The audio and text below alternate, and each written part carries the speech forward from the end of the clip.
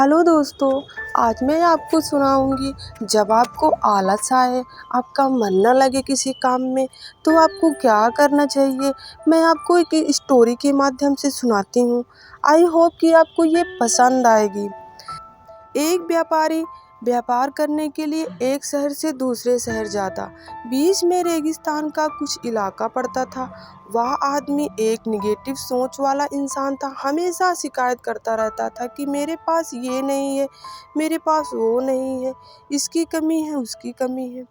एक दिन वह रेगिस्तान में से गुजर रहा था, तभी उसकी पानी की बोतल खाली हो जाती है। उसे बड़ी जोर की प्यास लगती है, लेकिन रेगिस्तान में पानी ना मिलने की वजह से उसे बहुत गुस्सा आता है और बोलता है कि कितना खराब जगह है, कोई पेड़ नहीं, पानी नहीं, रास्ता भी लंबा है, रेगिस्तान पार करना पड़ता है, कैसी गंदी सड़क है ये।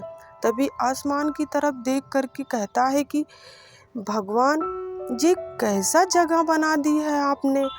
अगर मेरे पास में बहुत सारा पानी होता, बहुत सारे साधन होते, तो इस जगह पर हरियाली कर देता, बहुत सारा पेड़ लगा देता। वह आदमी ऊपर देखकर ये सब बातें कर रहा होता है और ऐसा लग रहा था कि जैसे ऊपर वाले से जवाब का प्रतीक्षा कर रहा हो कि भगवान कुछ कह दो ना।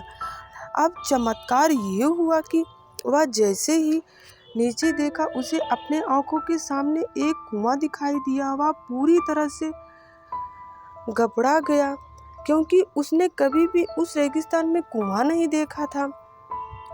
वह कुएं के पास पहुंचा और देखा कि कुआं पूरी तरह पानी से भरा हुआ है, परंतु वह आदमी नेगेटिव सोच वाला था और हमेशा शिकायत करता रहता था। और फिर से आसमान की तरफ देखते हुए बोला, भगवान, पानी से भरा हुआ कुआं तो दे दिया, लेकिन पानी निकालूंगा कैसे। ये इस बार जब वह नीचे देखा तो नीचे फिर से चमत्कार हुआ। उसे कुएं के पास रस्सी और बाल्टी दिखाई दी, लेकिन आदमी फिर से ऊपर देखा और भगवान से फिर से बोला, अब इस पानी को ले जाऊंगा कैसे। तभी उसको एहसास हुआ जैसे उसके पीछे कोई है। वह पीछे मुड़कर देखा तो एक ऊंट खड़ा हुआ था।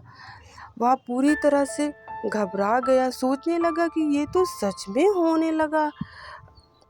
मैं बातों बातों में कह दिया, अब मुझे यहाँ हरियाली करनी पड़ेगी और पेड़ लगाने की जिम्मेदारी लेनी पड़ेगी। आदमी को पानी से भरा हुआ कुआं मिल गया, बाल्टी और रस्सी भी मिल गई, पानी को ले जाने के लिए ऊंट भी मिल गया, सब कुछ मिल गया।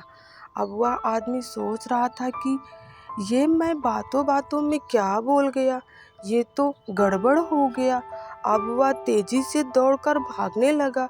वह भाग रहा था, उस जिम्मेदारी से बच रहा था। तभी एक कागज उड़ते हुए आया और इसके शरीर से चिपक गया।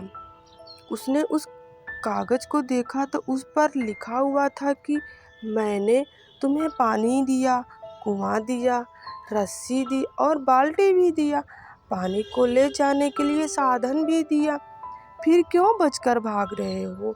उस आदमी को लगा मेरे साथ पता नहीं क्या हो रहा है। वह दौड़ते दौड़ते रेगिस्तान को पार कर लिया, लेकिन उस रेगिस्तान को हरा भरा नहीं बनाया।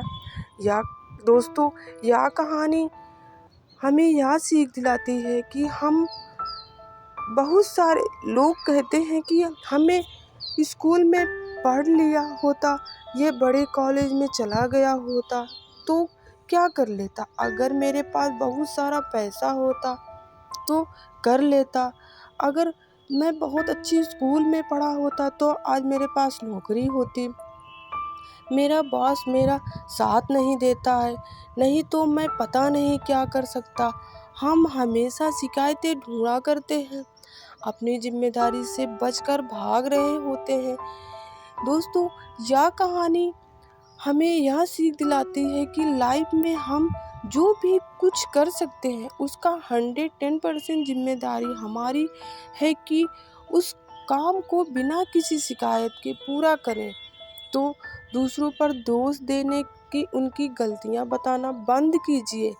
अपनी गलतियों को सुधारना शुरू कीजिए, क्योंकि आप ही हैं वो जो बिना किसी शिकायत के, बिना किसी टूटे फूटे को आप वो काम कर सकते हो। तो मेरी ये छोटी सी स्टोरी आपको कैसी लगी?